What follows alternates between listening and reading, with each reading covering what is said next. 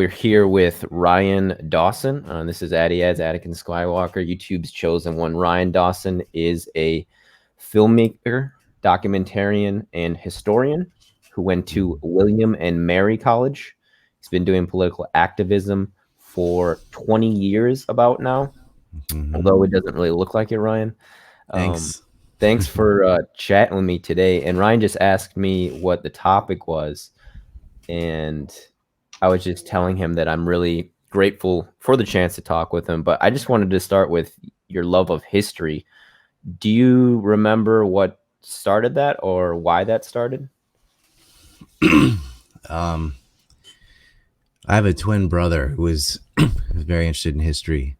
And I think just conversations with him, I was more of a science person at first, but just the discussions we used to have, and then he would read all these books and kind of summarize them, and I was doing other stuff. And there wasn't like a one thing. I mean, I've always enjoyed certain parts of history, but then I started realizing it was more important than just being interesting. You can really learn from historical mistakes if you bother to learn what they were.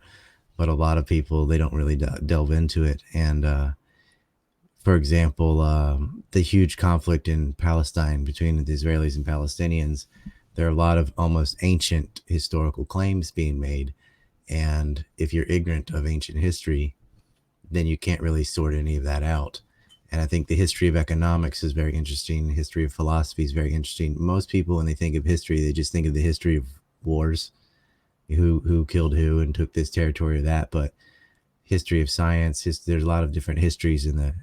I think it's the most important thing is everything that's ever happened. And so it's endless material. And if you're not interested in history, then you're just not interested in anything, because that's the largest subject we have. That's true. It is the largest subject we have. And your twin brother put you onto it. Where's he now? He's in the United States. I think we were both interested into it, but it was just, I was, when you have an identical twin, you tend to purposely not do the same things to differentiate yourself. And just why, I can trust his judgment on stuff. So I'm like, oh, you go delve into the Civil War, and I'm going to go look into World War I or whatever and compare notes. Oh, wow. That's so cool. Yeah. That you guys got to do that. But what got me honestly into it more so, like more deeply than I had been into it before, I think, was World War II. And you actually blew my mind well, let me just back up before we get into World War II. You mind fucked me, man. Like, and this hasn't happened in a while where a YouTuber just like mind fucks me and like shifts my consciousness. Like, I had to lie down for a little bit, like after one of your videos. And believe it or not, don't go look at my BitChute then, because it's way, is way more red pilly. yeah, way more black pill. I'm going to check it out though. I haven't yet, but it was actually your performance essay on fatalism and video gaming, and I watched it and I was like, wow, that is so sad. Like, and I had to like sit down for like though 20 minutes and just think about it. Yeah, do you want to go into that a little bit too? I studied philosophy at William and Mary. That's history of philosophy is very interesting, because you can see how I don't think you can really understand history without philosophy, or philosophy without history. You kind of need at least like a B plus in each to understand what's going on, because culture and social factors and religion and so on really influence philosophical ideas. But I was thinking more of something modern on this. We have a whole generation that has grown up in the digital age. Like I started in the paper age, right? And I've been alive through the beginning of Ryan. Just, you don't have to tell us the exact number, but can you give us a ballpark of how, because you're really hard to guess your age because you look quite young. 40s. Okay. Mm-hmm. So maybe I look 30s. I don't know. I mean, you could pass for late 20s, man. Do we say gumsuri in Japanese? Like brown nose? maybe nowadays, because a lot of people do doing drugs and whatnot, they age a little faster. But Hajimimashite. Genkiです. よろしく It's お good 願 to いし meet ま you. す。You know a little bit of Japanese. 少しです。はい。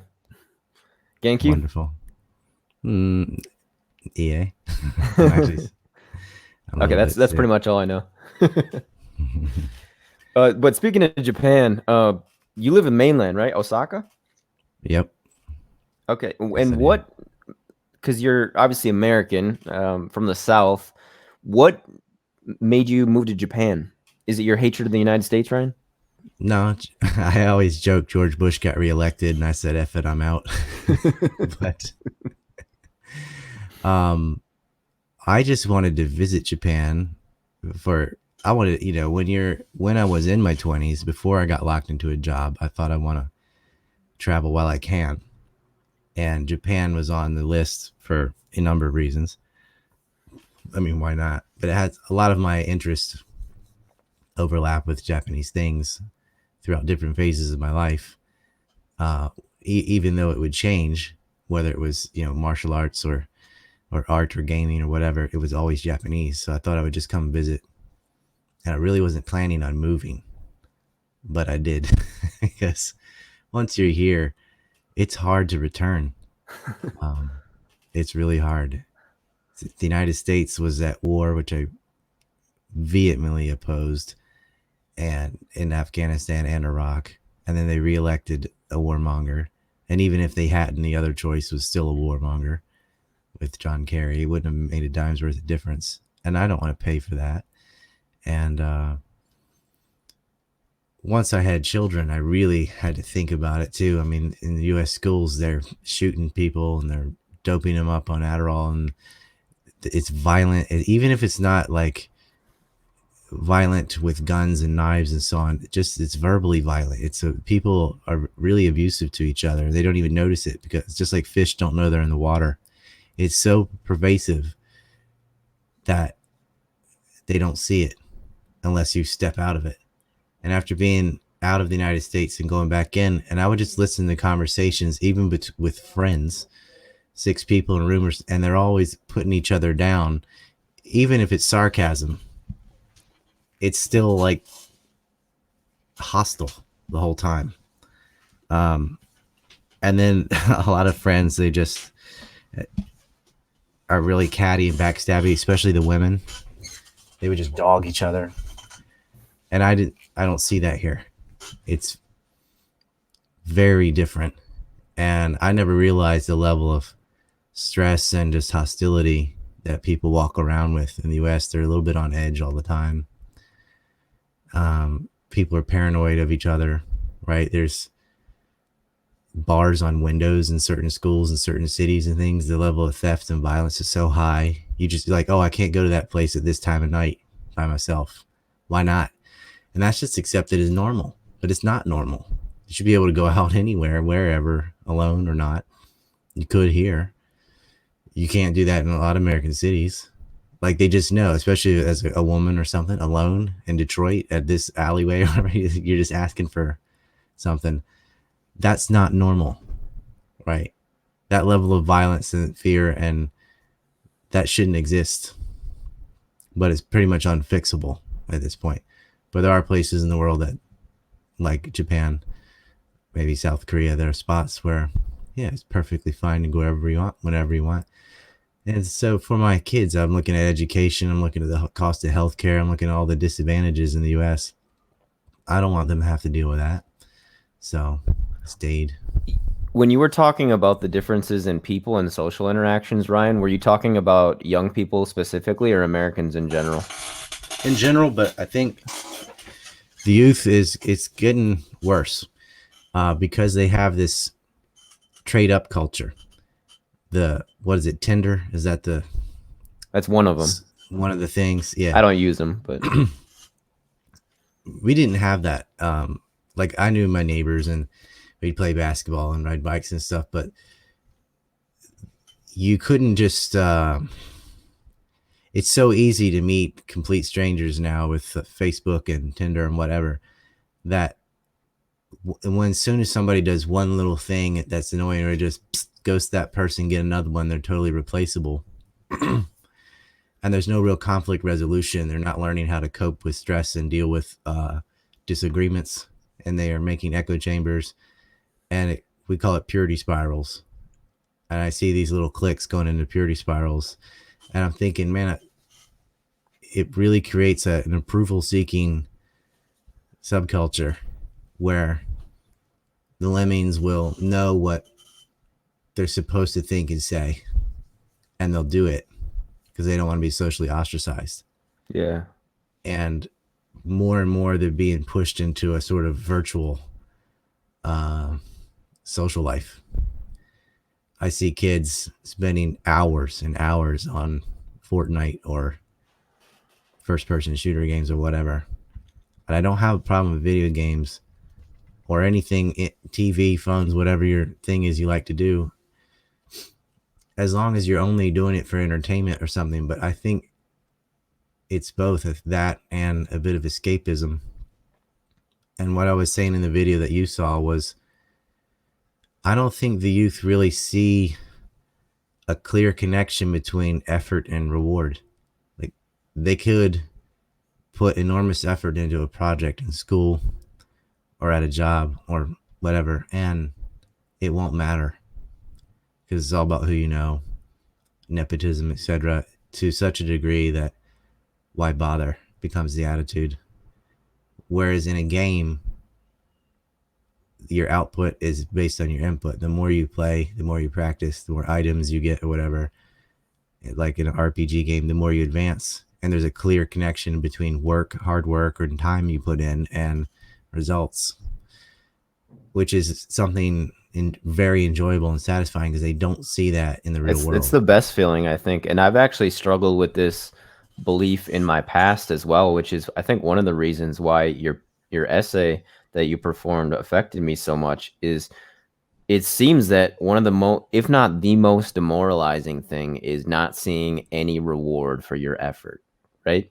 I mean, Right. that's what I think. Like, You're thinking years too, like, oh, go to college. Like, you're talking about investing a big chunk of your life, really. And it might not matter at all. And how motivated can you be into something that you're going to really gamble here, spend a lot of money, spend a lot of your time, good time, of your youth pursuing something, and in the end, so what? Or worse, now you're in debt or something. And it used to be, like, for my parents' generation, like, if you went to college, it was good as gold. Like, you were getting a good job, and that just isn't the case now, and they know it. And it's not just because, oh, they majored in gender studies of hippos or whatever. right. People will say that. I see a lot of people just dogging on the youth, and I see people making fun of boomers and stuff too, and it's a little tit for tat. But I feel like the young people, they've really got a bad lot, and this is why they're so bitter and lash out against other generations, whatever, because they're never going to own a house, right? They're never, unless you know the right people and everything. There'll be 30, mid 30s, maybe 40 before they can pay off a mortgage. And they'd need to basically either work for someone they knew. It has nothing to do with their own effort, right? There's nothing to do with their merit. Just like a minimal level. Can you read and all, things you could have left school in 7th grade and do what you end up doing anyway. Yeah. Right? What you specialized in really doesn't matter. You learn 90% of what you're going to do on the job in the first 2 weeks of the job. Like, every job you're going to have, except for some specialist things, even when you're a lawyer, etc., that's the one you get. Like, not really. You do an apprenticeship and you follow them around at the firm or at the doctor's hospital, whatever, and you learn it on the job. You really learn a lot of the skills by doing them.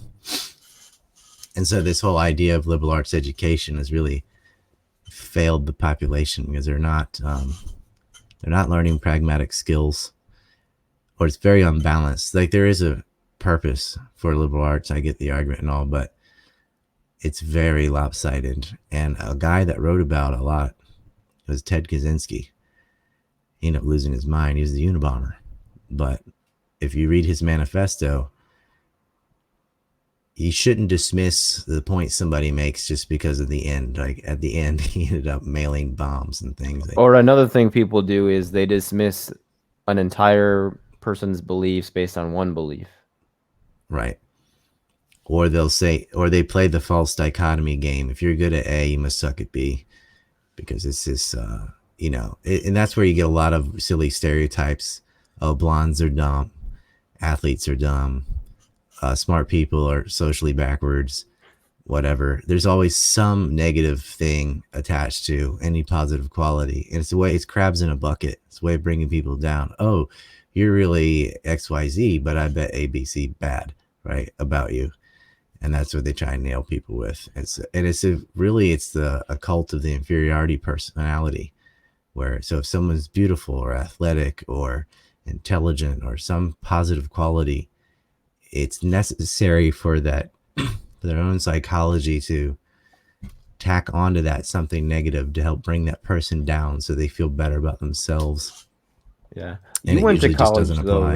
Ryan. Just going back to the college thing, you went to William and Mary, as I mentioned. Hmm. What was, looking back on it, and I know it was a while ago for you now, what was that like for you now, and what did you do immediately after in how you used your degree, if at all?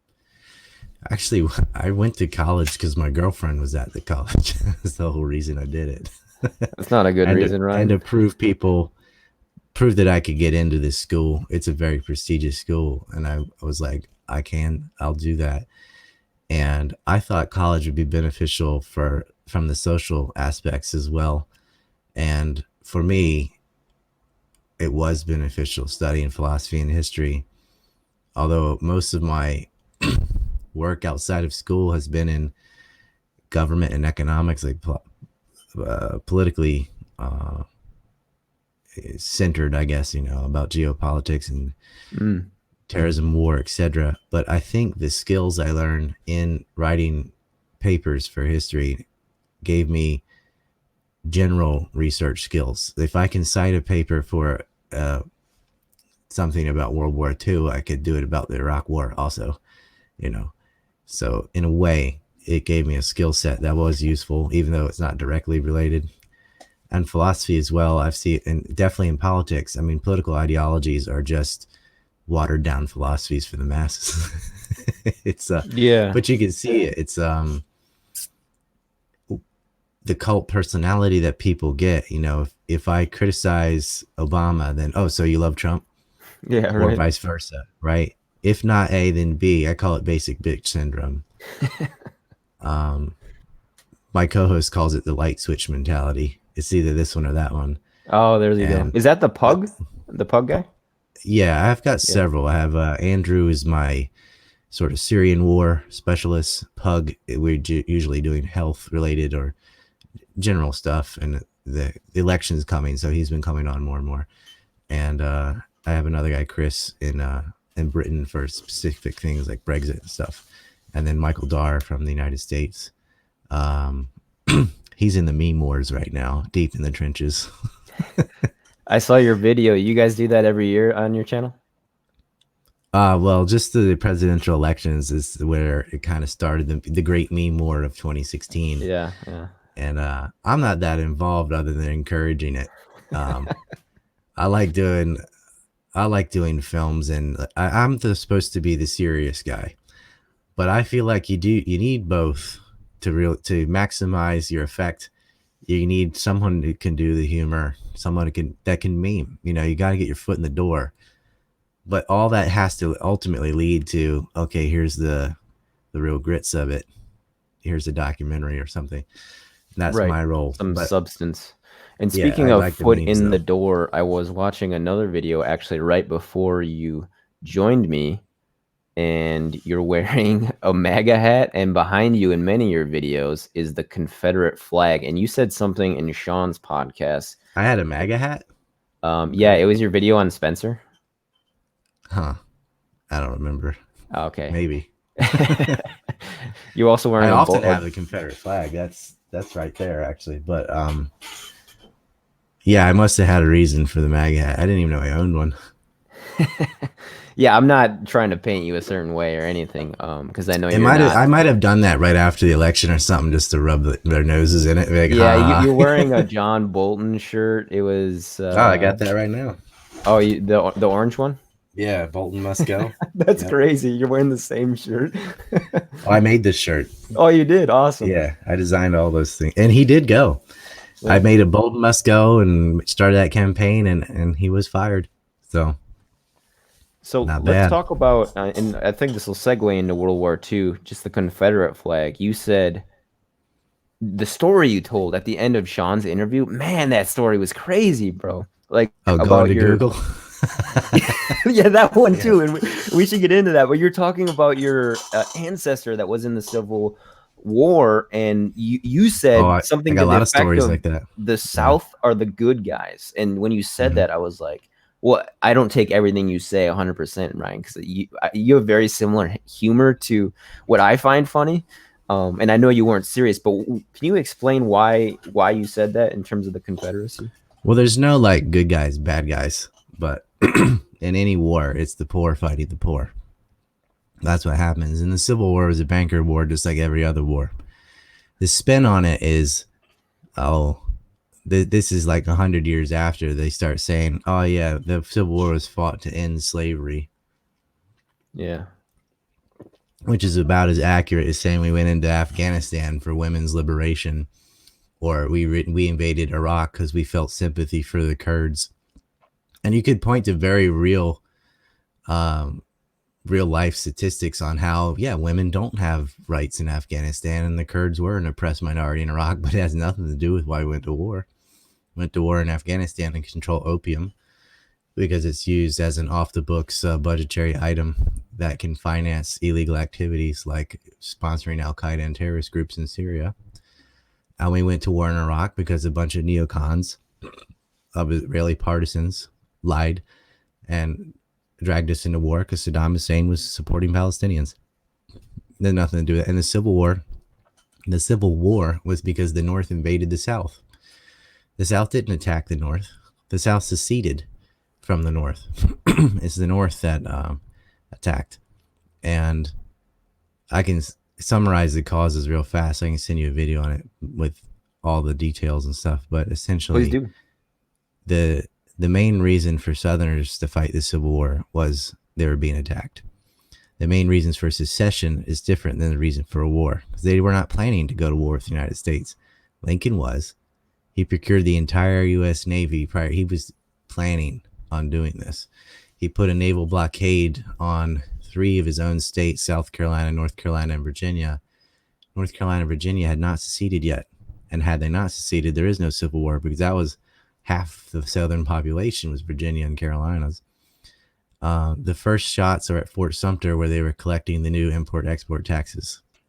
And that's what they were fighting for. You had 25% of the population paying 87% of the taxes, and almost the entire revenue was being dumped into New York and Boston and Philly, and it wasn't being spent on the South at all. And the tariffs that they put on imports from Europe were bad in and of themselves, and it resulted in mirrored tariffs by Europeans on American goods on cotton and tobacco, but that only affects one area. New York doesn't care if there's a huge tax on cotton because they're not making cotton. They're buying cotton from the South, who would be forced to sell to them because they can't sell to the Europeans. On top of that, they got taxed to export their goods as well, which benefited the North because they're not exporting textiles to Europe. Europe's way more advanced on textiles. They've been established a lot longer.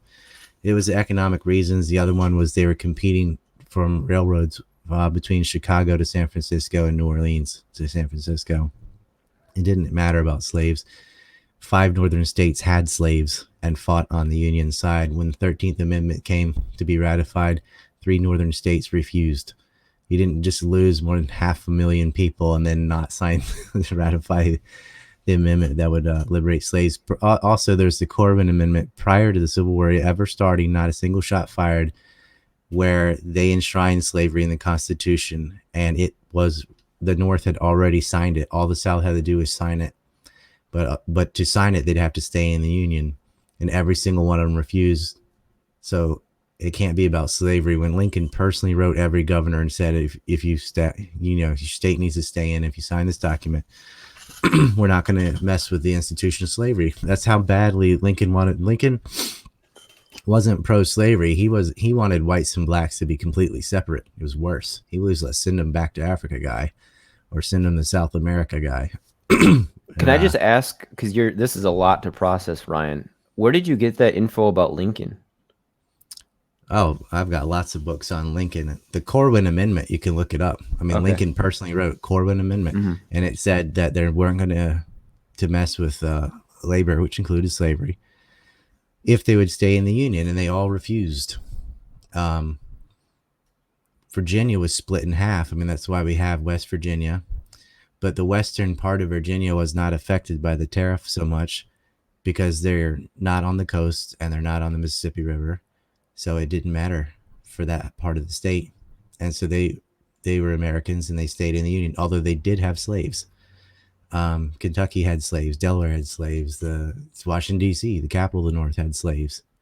Grant had slaves. The general, the Union general, he had slaves. Robert E. Lee freed his slaves. So it wasn't like that. And East Tennessee and Western North Carolina tried to remain pretty neutral. Um, Parts of Maryland were Southern, parts were Northern. It wasn't even really clear. And they'll talk about the Mason-Dixon line, but that doesn't divide the North and South from the Civil War. Yeah. But and a Well, lot of thanks for that, Southerners that are Ryan. fighting that war are not. Yeah, go They ahead. didn't have any slaves. They're poor as hell. Hmm. Like, they don't benefit from it either. I mean, think about how much they complain now of just having cheap labor from Mexico, whatever. Try having free labor. Can't compete with that. Um, it was bad, but Lincoln would say things like he didn't want blacks and whites to mix blood. He didn't want any of the new territories to be slaveholding, not because of how abhorrent slavery is, but because he didn't want blacks and whites to live together, period. And none Mm, of them were. Um, Slavery was on its way out anyway, globally, and you didn't have to have a massive fight to get rid of it anywhere else. But they made it an issue in the middle of the war uh, to help keep European powers from siding with the South and joining the war. They tried to make some moral veneer and make it about slavery, which kind of backfired because a lot of people in the Union Army were like, "I'm not fighting for that," and yeah. That is yeah, a it's lot just, to process, and I'm definitely going to do my diligence on reading about that because something like that just it like shifts your whole perspective on such a huge event.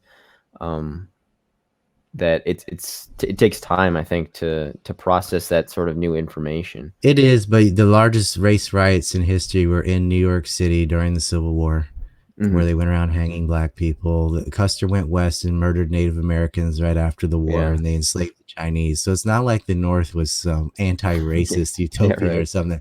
They hated black people. They hated American Indians. They didn't even consider them people. The final solution is not from Hitler. It's from William Tecumseh Sherman, the same Yeah. man that burned Atlanta wanted to kill every Indian. He's also the guy that only good Indian's a dead Indian. He did Wounded Knee. General Custer went out all the way to Little Bighorn. He was defeated by Crazy Horse, but he tried to murder them all. And they'll say, "Oh, the Chinese weren't slaves." Yeah, they were, and they're paid in script. They And made the railways. the half from the west to the east, and they Yeah. use blacks and Irish to build from the east to the west. Yeah. Wow. So World War II. As I said before, it's one of the big things that got me interested in learning about history, especially in the past few years. Why isn't World War II the good war? Yeah, that's often the thing is they'll say, well, surely that's the exception, right? Is World War II. And I say, well, you're starting the story in the middle. Because, like, yeah, you have to have a war. Like when the North invaded the South, I understand defending your home so they don't burn it down and kill you. You got to fight at that point. Right. And, once World War II gets going, you can't, it's already gone, but there wouldn't have been a World War II if there hadn't been a World War One. If there hadn't been a Treaty of Versailles that took land away from the Germans, and German speaking people living in Poland and we're living in France, and they're not French, they're not Polish, they're German, and you just took the land away and awarded it to someone else that is not part of their sovereignty. It's not the right culture. It's not the right linguistic group or anything. And they didn't start World War One. The Allies did, right? The Serbians killed Franz Ferdinand in Austria. Mm. Russia had an interest in the French central bank had loaned a lot of money to the Russians for their rapid industrialization, and they needed them to pay back those loans, which they weren't going to do if they lost the war. And World War One begins, but who started that? And since when are all these colonial powers some bastion of morality? They took 40% of the planet, right? 44 million Africans in the slave trade. The Belgian killed 15 million in just the Congo. King Leopold. He should be right up there when people are saying Hitler, Stalin, King Leopold. 15 million, right? You had Holodomor in between the two wars. About 8 to 11 million Ukrainians killed by Soviets. But what the French and British had done all over the world, I mean, India was part of Britain. All the Western Africa was French. And this was all by force, right? Yeah. Japan had annexed Korea. And so suddenly, it's mysterious to me how these groups can wave their finger at anybody, at the Germans, for reclaiming German land that have been taken. They're not at first. Anyway, it gets obviously, you know what happens. But at first, they were trying to reunite to Danzig. And how can these colonial powers that have replaced their languages, like the Americas, Canada, they all speak English now. Didn't start that way, Right. right? Almost all of South America is either Portuguese or Spanish. There's some Amerindian languages around, but they colonized everything.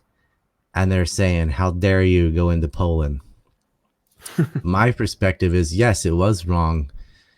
Absolutely what the Third Reich did, but it was just as wrong when all the powers fighting them did the same things. They were still trying to gain independence years after World War II in Algeria, Vietnam. The French got out, the Americans got in. They still trying to maintain that colonial empire. So Poland too. yeah, everyone. And it's not. It wasn't like good versus evil, right? It's governments, all of whom had murdered tens of millions of people, right? Mm-hmm. And yeah, the Allies defeat the Axis. But I don't think the communist Chinese or the Soviet Union or the imperial powers of Britain, France, and the United States were good guys, right? Nor were, the Imperial Japan or Fascist Italy or the Third Reich under Adolf Hitler. They're not good guys either. But what you see from that war is you can point to the communists and say, oh, this many tens of millions of people end up starving, yada, yada. You can point to the fascists and show all the people they murdered. You can also point to the democratic republics and all of their genocidal history too. It's not the type of government that made a difference. It's government. And what unifies all three of them, fascist, communist, imperialist, is authoritarianism. That's what leads this collectivism, us versus them.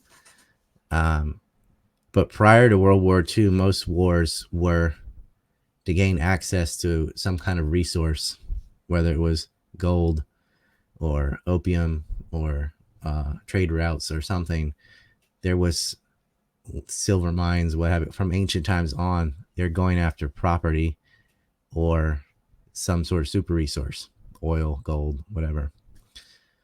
But from World War II on, the waging war itself became a resource, because when they started to mechanize militaries, the cost of building all the airplanes and tanks and all the machinery that goes into a modern war is billions and billions of dollars. And these industries have become the new East India Tea Company, right? That's a company that had as much or more money than the crown. These super corporations, the Lockheed Martins of the world, where it doesn't matter what they have. Picking a fight generates profits for what people call the military industrial complex. And so and they always evoke Hitler as an excuse to do whatever they want. Oh, Saddam's the new Hitler. Gaddafi's the new Hitler. Ahmadinejad's the new Hitler. Assad's Hitler. Putin's Hitler. Whoever they don't like, they just say Hitler, and everyone stops thinking and gets emotional and go, well, you gotta hate Hitler, right? And he's new Hitler, or this so and so is a Nazi, so it's okay to do violence. It's I so just want, it's the interesting only because you thing you hear can say about is it. evil Oh no, go anymore. ahead, Ryan. Oh, I'm sorry. I was like, the only thing you can say is evil anymore is Nazism. Like that's what, if you're on a college campus, whatever, it's like 3, 2, 1 Nazi comparison, right? What about the Nazis? It's always a thing, as if there's any lack of other examples of evil, right? But that's always the thing because we didn't do it Yeah, for it's once. It was very the interesting Germans. because you hear growing up, you hear that name Hitler a lot, but you almost never hear Stalin. You never hear Zedong. You don't hear these other Pol dictators. Pot, yeah. Why is that? I think one main reason is because it was on film. So we saw the liberated camps and things. It's very shocking. And a lot of that film actually was uh, a little bit Hollywoodified, which I don't like because I think the atrocity is bad enough without exaggerations. And I think you also risk every time you make an exaggeration, you're risking people doubting the whole thing. I see that with like global warming alarmist. The world is not going to disappear in 12 years, but even 10 years now. Don't say stuff like that, right? Don't do it. Um, I see that too with September 11th or something, which I'm at 100% behind researching 9/11 and how independent Al Qaeda actually is from intelligence agencies, and all the grown up version is fine. But when people start saying, oh, yeah, holograms or some ridiculous exaggeration like that, then you've discredited the whole thing. The same thing with the Kennedy assassinations, 100% conspiracy to murder both Kennedys. But you get some real Fruit Loopy stuff, and it doesn't help, right? This kind of exaggerations don't help with anything. So Yeah, I think the reason though is you didn't hear about Stalin so much. One, because they won, and the winners write history. yeah. um, and the other one is, well, if he was so bad, but we were on his team, so that makes us look bad because we were allied with the Soviets in attacking fascism. So fascism has to be worse. It has to be because that's the ones we were against, and we were on the same side as the Soviet Union. Well, Just there goes doesn't back have to to be that black and anybody white good, right? thinking again. It Yeah. is, it is, and we got to be the good guys. Mm. So they'll feel, well, we liberated the Jews and we did this and blah blah blah. I mean, you could spin that around and say, well, Hitler, whether he meant to or not, destroyed the British Empire, liberated over 87 countries that used to be under the yoke of imperialism, and gave them independence. Like that's how they see it. That's They that's love him. definitely an argument to be made there for that He didn't. perspective. That's not what he was trying to do, but that's what that the result was. The British Empire was destroyed, and a lot of nations were got their independence and got their sovereignty back. Your forum that you were running back in '07, what it was it a political forum where you just people just discuss things? So it started in 2005. It started. I was actually on this forum for this is so weird. Nocturne, which was just some a band I liked, and I posted something there on mistake, like too many tabs open, something about philosophy called "You're Not What You Own," and they really liked it, so they put a like philosophy section, and it had an audience and stuff already. So I just started posting stuff on there, and then someone's like, "You need your own forum," and I was not tech savvy at all. So I started. We had Rise 2 Cents back in 2005 or so, and so I started writing on there, and I think after Mm, I think because of the Iraq War and September 11th, people wanted to hear my thoughts on that, and that became the most popular thing. So in 2005, I wrote this thing called Iraq 9/11 PNAC, All Roads Lead to Israel, which has over 500,000 reads, which is a lot for no videos or anything. And you have to realize Facebook and all that didn't exist. I YouTube didn't vaguely exist. remember it, Ryan. For us, that was like what I was using was like MSN Messenger. Like that was Hmm. my age. But yeah, it was that was like the early days where you really had to. The only people on the internet were, like you said, those more tech savvy people. Yeah, there was like Newgrounds and stuff. That was your old school shit posting. E-Bombs World and Oh, I remember E-Bombs QNZ. World. It's still running, isn't it? E-Bombs World. I mean, he's a renowned plagiarist. He just took a bunch of videos and wrote E-Bombs World on it. So he's just a professional watermarker. But yeah, they might still be going. Newgrounds is still going. I used to know Tom Fulp, one of the founders of that. They bought it. There's something called Trauma Films. They did they do parody movies. So they did Tromeo and Juliet. Swamp Thing is one of theirs. Romeo and Juliet is narrated by Lenny from Motorhead, which just makes it that much more awesome. It's all modern day, like they're getting tattooed nipple piercings and tattoos and stuff. Oh my goodness.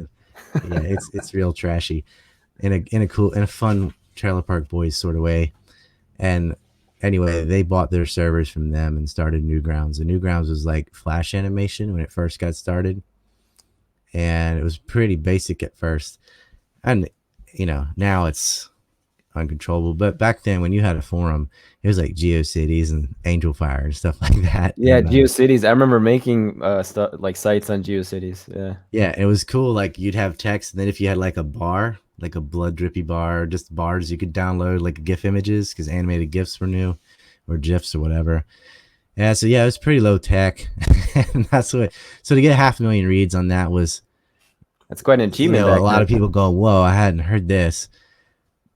And then it all got derailed by Alex Jones. He started with the loose change and all this other crap. And I couldn't make a documentary until YouTube came about in 2006. But back then they had time limits, so you couldn't go more than 10 minutes. Yeah. And what am I on part 27? Like it was ridiculous. You know what's crazy, Ryan, is I think I remember watching one of your videos when I was younger, because I have always been a huge fan of YouTube. And up until like the past couple years, like I think it was like 90 or 80% of the users were male. So it was like usually just like tech savvy, like young people or Yeah. that demographic that would be on YouTube. And I It's can't because remember. most of the internet is male because of porn. Like the two things that drove the internet to become the internet were pornography and video games, which are very male dominated. And the guys that put in the effort to learn like about videos and pictures and all that, it was partly motivated by getting their yank on or whatever. So that's how YouTube started. It comes back to porn always, doesn't it? It's a $1 billion industry, and kind of serendipitously it led to the net growing as fast as it did. Like the reason people got faster connections and so on was so they could get porn quicker. They could get videos instead of pictures. And as enough people had enough internet that was, getting off dial up and all that and getting quicker and processing things better and so on, that then allowed for alternative history sites, political sites, and all the stuff we have now. But in the beginning, it wasn't much other than porn and news. It's like that was the internet. It's just that's what before the internet, that you couldn't pornography. You have to go to some convenience store and get a magazine or something about all you could do, and you had to be 18. And so once it was available, they went nuts. And the early days used to be like sample picture and stuff like that. But our house is more of the gaming thing. My little brother was doing that stuff, and games really pushed for faster processing, and video cards and all that was good. Gamers especially. It was because of Warcraft and StarCraft, man. That's where they finally could play each other. And so the PC games start coming, and then phones and all. You see it evolve. And there's a talk in Tropic Thunder. Some nerd has gone off about the history of the internet, and my little brother's like, "That's is very accurate what he just said." Like it's getting ignored in the film. And the guy's like, "Are you still talking?" or something. But the whole thing he went through apparently was pretty accurate. But before there was MySpace before Facebook. It was very similar, but before that, it was forums. And so it was this weird thing where you get in a forum, maybe you had an avatar, Yeah. They didn't even start with avatars at first. You said nicknames and stuff. And I remember the guys in my forum. We had like Socrates and Tim, and we had a crypto Chris Bolin. Um, That's and crazy. they You would, remember those guys' names, their I usernames. do, because for 2 or 3 years, we're writing everything. I wrote out all the BS about the Iraq War, and eventually it got me on my first radio show was on. Uh, it was out of Irving, California. It was like QAX 92 or something with Robert Larson, and I explained the anthrax, what happened with the anthrax after 9/11, and once people heard it, I mean, what I'm saying makes sense and can be verified, but you kind of don't even know that you don't know. Like, you don't know what to look for Yeah. until, and that's why I'm expanding into memes and all that. I gotta get my foot in the door, because I've already done the hard stuff, like the research part.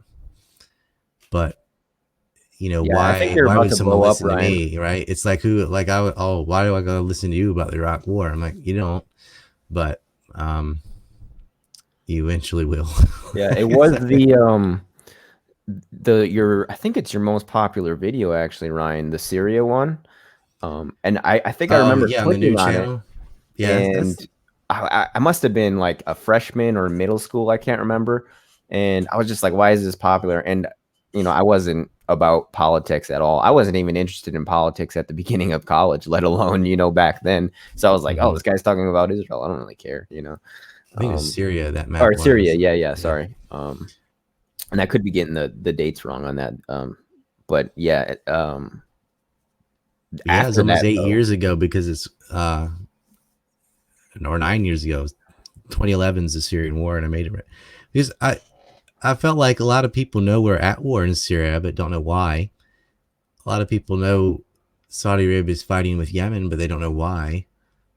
And so, because there wasn't even an official excuse, and you can't really do the oil thing because Syria is not an oil exporter, and that's what the usual typical leftist does: is just anything that happens anywhere, it's because of oil. Like, yeah, you spent all of 5 seconds thinking about that, right? It's not oil. I mean, oil's got negative prices right now. If you look at a chart of our oil imports from Iraq before and after the war, it doesn't change. And if you try and make the argument, oh, it wasn't for us to get oils, but to prevent other people from getting oil, like China, um, Iraq was not even in the top 15 exporters of oil to China before the war. Now they're like number 2 after the war, and they're number 1 to India. So if that was what you're aiming at, you got the opposite result. That's not why we went to war. And that's not why we were in Syria. Syria was complicated. So I did a little video with maps and so on. And actually, the first video I did, I just sat there and talked. I just sat like I am now and explained the whole thing. And someone liked it so much that they animated some maps. And then I animated maps on top of their maps because they actually made a couple of mistakes. But so you can you can see the quality when it switches to MS Paint. That was me. But I had to draw the pipelines where they were in the right places and stuff. And understanding pipeline politics is vital. And so oil is a reason, not the reason. But the larger reasons have to do with geopolitical interests. Mainly, Zionists want to expand into Lebanon, and Hezbollah resistance has always prevented them from doing that. And there's a corridor stretching from Iran through Syria to Lebanon that they call the axis of resistance, and they thought they could break that by invading Syria. So they tried, and they're losing. But Syria has suffered so much, almost a decade now of warfare, fighting Al Qaeda, Al Nasser Front, Al Sham, all these Wahhabi faction terrorists that are secretly, not very secretly, uh, backed by the United States. So I thought, if I make a video and I don't get too much into details and I show the maps and the pipelines, I'll get them interested in it. And then hopefully they'll watch another video about a little bit more info, rather than me just dumping it all on them. So, and that worked. I think right now it's got like 5 or 600,000 views. But I used to get that all the time when YouTube first started. I was one of the first people on it, and like you said, nobody was doing anything. And if they were, it was like, look at my cat, or Yeah, I that's was the why I only. remember you, because I remember like you said there was almost nobody on YouTube. So you would like even like Dax Flame. It was just like this middle schooler talking to a camera, and he just blew up because he's so Yeah, hilarious. I was erased in 2008, but I really started to take off because they lifted the time barrier. You can make videos more. It went from 10 minutes to 15 minutes to whatever, right? As long as you had enough views and so on, which I did. I'm like, okay, now I can put up War by Deception. It's this documentary I made about September 11th and the Iraq War. And I don't have to cut it up into a whole bunch of parts. So I did. And like, I remember I sent it to Scott Horton. I was like, watch this. And he said, hey, I was enjoying that. I go, what do you mean? Because in the middle of him watching it, my channel got erased. And I went and this was heartbreaking. I was like, all my work, all my videos, including the movie I just put out finally and sent links to everybody, it was all gone. They erased me. And uh, I had a backup channel that from 2006, the one I have now, that I had never really used because the name I didn't like the name I chose. Rise 2 cents was like too weird. It's got a number in the middle and whatever. But when I chose it, I think it didn't matter because I'm not going to be. I never anticipated being on television explaining events since I was like, they're never in documentary. Doesn't matter what I name it. So the other one was called Rye Anti-Neocon. I really like the name Anti-Neocon because you can twist what someone says, but if you write anti and then something, they have to twist the meaning of neocon too. Right? That's very clever for Antifa, who I don't support at all, but for them to act like, oh, well, our name is anti-fascist. So if you're against us, that means you're pro-fascist, right? So if Another you're false against dichotomy anti, that they make. it is like you guys act like fascists, so you're not very anti-fascist. It's a bunch of LARPing commies, in my opinion. Like, but whatever. If I had not been deleted, then I would have stayed on top because no one was doing political news the way they are now. There's this Sex and Hammer and all these people with 400,000 followers or more, but none of these people are around back in 2006. A lot of them weren't really around until around 2015 or so. The Young That was when they Turks hung. were there. I don't know if it was Mm-hmm. '06, but I used to watch them when I was younger. Like I said on YouTube, and I just had to stop. I was just like, and I was like Mm-hmm. fucking I was like 15 or 14 when I stopped watching them. I can't remember, but and I was just like, these guys are just saying nonsense really consistently now, so I had to stop They were, but doing at that. first they they could give some legit criticism of Republicans, for Oh example, yeah, yeah, definitely. but not when it's their team. Hmm. Then it's excuse making time. And but that is the right formula. Like if you want a popular channel, just pick a side. If I did all pro Trump stuff or all anti Trump stuff, I could get a good following from that because Yeah, I it's all noticed about this approval trend seeking. of minorities, whether it's women or I don't even know what the term would be. People who are Mexican or black, minorities, Minorities. Yeah. making YouTube channels and saying basically just conservative ideologies and just getting really popular just Yeah, because, it's like I'm Republican and not white. And yeah, that's a big deal. exactly. It's like you can easily just sell out and be like, yo, this is my team, and then go on YouTube and, whatever. But I'm trying to find the truth in, I think that's the reason that works though, is because, and this is why the left has really shot itself in the face. I don't even say shot itself in the foot. They shot themselves in the face because they've been calling Trump essentially a Nazi and a rapist. Like they accused him of rape and they called him literally Hitler. Right? You're a Nazi. You're a racist, homophobic, xenophobic, bigoted, pick an ism, right? And it doesn't work. How do you go higher than that, right? You started on level DEFCON 5 or whatever. Like you started with Nazi and rape. You can't get worse than Nazi and rapist, right? So anything they say about him now has to be walking back from the criticism they opened up with. mhm. And again, I was like, that's why you shouldn't exaggerate like that. You shouldn't say something like Trump is not a Nazi. He's not a racist. He's not xenophobic. He's tactless. He's got a foul mouth. He's full of himself. Sure. But what war did he start? He hasn't, right? Some of his policies have worked. You have to acknowledge that. Joe Biden talking about leg hair and roaches and stuff, like, I think he has how? dementia. A lot of people think that, who've had grandparents or something with dementia, Alzheimer's. He gets these angry outbursts where he's pushing his finger in people's chests and challenging them to do push-ups, and he hit a guy in the arm. It's like, why? The guy's lost it. It's sad to see. I think they need to have him tap out and gracefully remove himself. I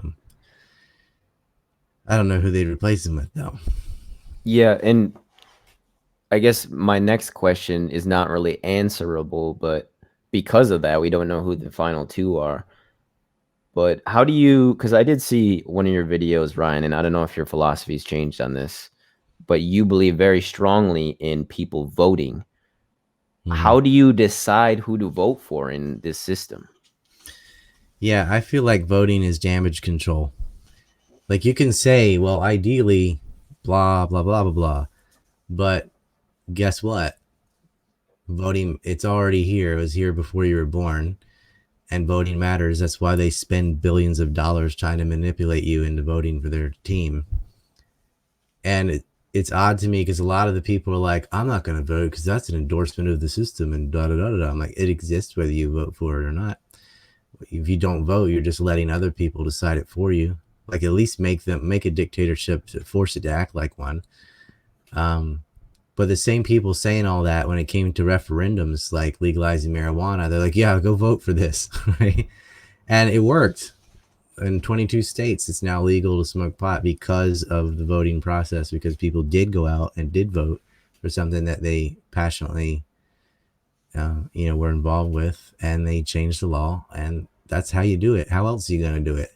Here's your pitchfork. Good luck. You, That's not going to work. you So voted for Trump in 2016? I did not, because You voted my for state Italy. was going to, no, hell no. My state was going to be red anyway. And I live in Japan, and it would be an absentee ballot, which they wouldn't even look at unless there was a tie. So my Oh, vote wouldn't matter. I vote Ron Paul every time. But I feel like if you're in a swing state, I think the presidential election is kind of silly, but I was thinking more like local elections and stuff. You need to vote. You got yeah, to get. There's nothing more important than your like county or your mayor, etc. That's really important, and you have a lot more say over that than you do the president, right? Like, a lot of, if you're in California, your state's gonna be blue. Doesn't matter. You can vote for Mickey Mouse. It's a done deal, right? And if you're in Mississippi or something, it's gonna be red. Just, it is. Doesn't matter what you do for president, at least. But even in California, they had Arnold. You can get a Republican in there sometimes. There's nothing that's a done deal. right. And I know there's a lot of corruption in voting. Blackboxvoting.org showed you how the software they can use to steal your votes. But if you don't vote, they don't even have to steal, right? They're still Yeah. going to vote. Force them to steal, because then maybe you can catch them doing it. Why not? It takes like a minute or two out of your day once a year, and you can do whatever you want the rest of the year, whether you think it's protesting or lobbying or whatever you think is the most effective. It's not like, if you vote, you can't do any of that. You can do all those things and Yeah. vote. Even if you vote for your friend, whatever, it's a protest vote. It's like, and 0.8% went to another person. And it's good to show that and have that number climb. I remember North Carolina, somebody ran as D's nuts and got 9%. What? Oh my goodness. Was that in the midterms? His name 2018? was D's apostrophe nuts. And people go, I'm voting for D's nuts. And that was a protest vote. It was a way of going out. Instead of not voting, no one, the majority never votes. The majority of people stay home. But it's more of in your face if they don't. And they all went out and voted for D's nuts. That's hilarious. And at work, it's like they have to say, oh, so and so with 22% and so with 46%, and D's nuts at third with 9% of the vote. That might be my my write-in vote in November, Ryan. Thanks to you. I think Vermin Supreme just won the Libertarian Party in like New Hampshire or something. And this is an old guy that looks like a wizard that wears a fishing boot on his head. And it's the whole purpose is that he knows he's not going to win, but it's like, this is clown world. Yeah, So vote for the clown as a way of expressing this is clown world. And expressing I'm all yourself. for that. I'm like, yeah, go vote for something ridiculous, whatever. But yeah, not voting is not going to help us. I know so many people that were in love with Bernie Sanders, for example, who I do not like, but if that's who you support, you should have voted for him. And I'm like, did you vote? Nah. I'm like, okay, that's why I lost. Yeah, that doesn't make any sense. Speaking for myself, I wasn't into politics until 2016, and I couldn't ignore it anymore. Mm-hmm. It just got that big, and I did vote for Hillary. I do regret voting for Hillary, but it ended up not mattering because Wisconsin essentially was one of the states that won the presidency for Trump, as far as I could tell. But you spoke somewhat uh, critical, shall we say, of Abe Lincoln. Yeah. And we don't have to talk about Abe right now, but do you have any I'm very leaders? critical of Hillary, too. And those two are definitely not in the same boat at all. But Abe Lincoln's the original neocon. yeah, The marriage between corporation and state starts with Abe. All these Southern politicians and stuff before, from Andrew Jackson, Thomas Jefferson, etc., have been trying to separate the bank and not allow a grand central bank like what had been done in Europe. And of course, Hollywood and the rest, they demonized Jefferson, they demonized Jackson, they demonized the South completely as like a bunch of racist cousin fucking backward retards or something. But, as a bunch of guys from Virginia, George Washington, right, and Madison, Thomas Jefferson, these are the guys that wrote the Constitution, wrote the Bill of Rights, separated away from the king. That's why you have America. It was mainly a bunch of Southerners, and they were opposed to the Hamilton faction, right? Who's linked in with Alexander Hamilton. Alexander Hamilton and his Rothschild backers from Europe versus the Jeffersonians that wanted to just have government leave you alone. Just wanted nothing more than a post office, and they didn't even have a standing army. They wanted nothing to do with that. And when it gets, Lincoln's the 16th president, and by the time he comes around, he was a railroad lawyer, and what would become the Rockefellers later and the railroad tycoons, with the Lincoln faction and the Sherman faction start. That is the beginning of the marriage between corporation and state, in the high taxes where they tax everyone and then they divvy it out to their plutocratic buddies. It's all Lincoln. Prior to the Civil War, every single road, canal, and bridge and railroad had been made by venture capitalists. Not a penny of federal taxes went to it.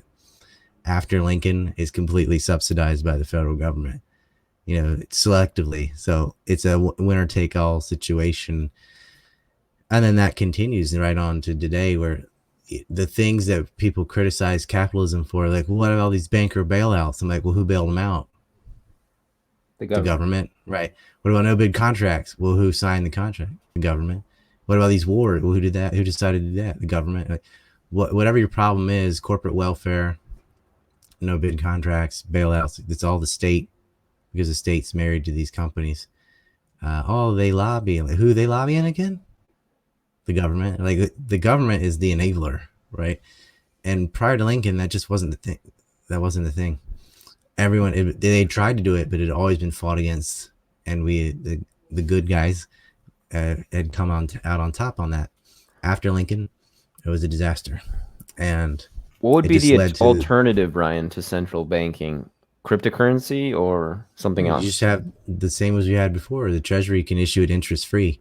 There's no reason to add usury into the equation, and that's how they had the German miracle. That's another thing you're not allowed to point to, because how bad it ends up later because of their terrible foreign policy of waging war and ethnic purity and all that crap.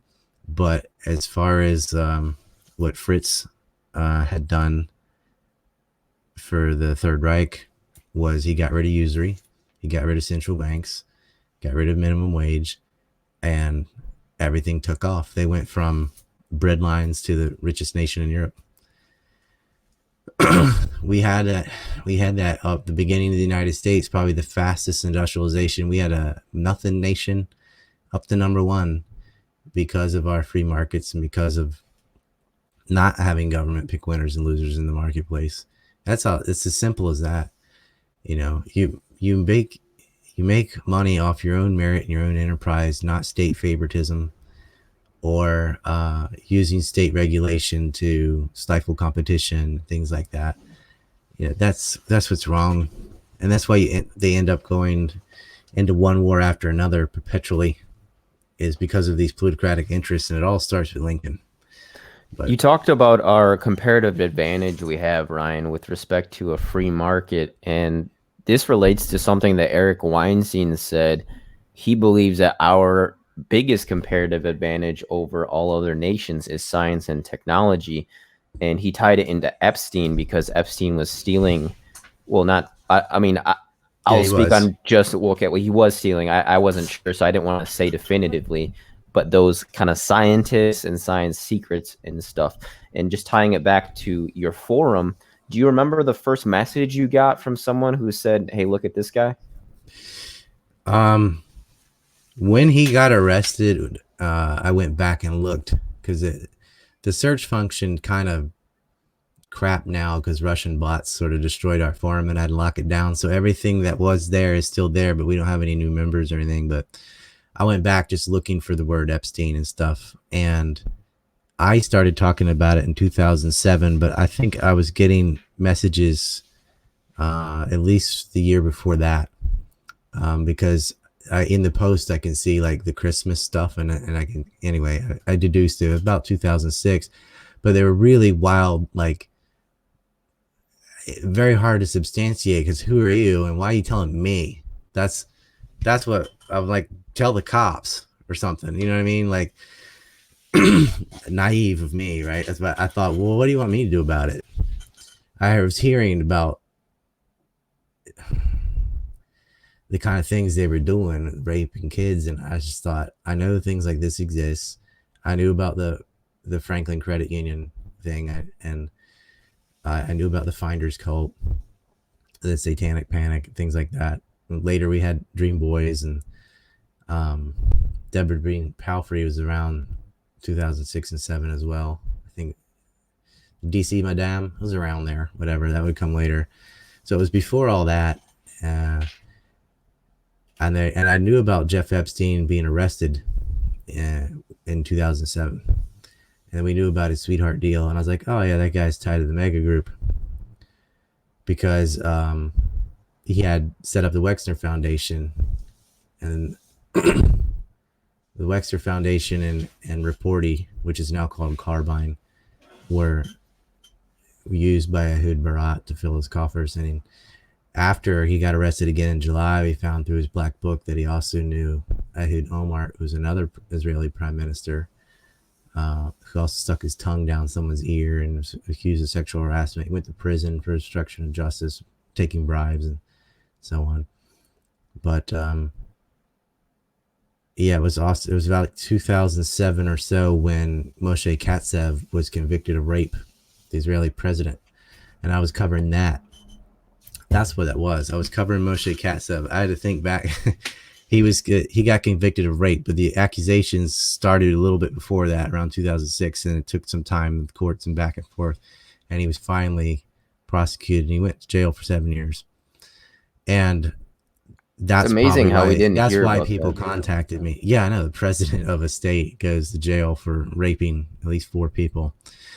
And yeah, I mean, you can look it up, Moshe Katsav, convicted rape, and then there it is. And once you see it, like, oh wow, why wasn't that on CNN? I'm like, anything Israel does is not going to be on CNN. It's owned by Jeff Zucker, and he's an Israeli Zionist, so he sanitizes all their crimes. But when we were covering that, is when I got these weird things, and this guy on the forum, his name is Drew something, Drew J or Drew 5 or whatever, and this person would post some kind of off the wall stuff sometimes. It seemed like at the time. And but whatever, people were reading it, and I didn't censor anything. I just let it be. I'm like, the only things I endorse is the one that say "rye" next to it. That was, and anyone can say anything. But I started getting private messages on there.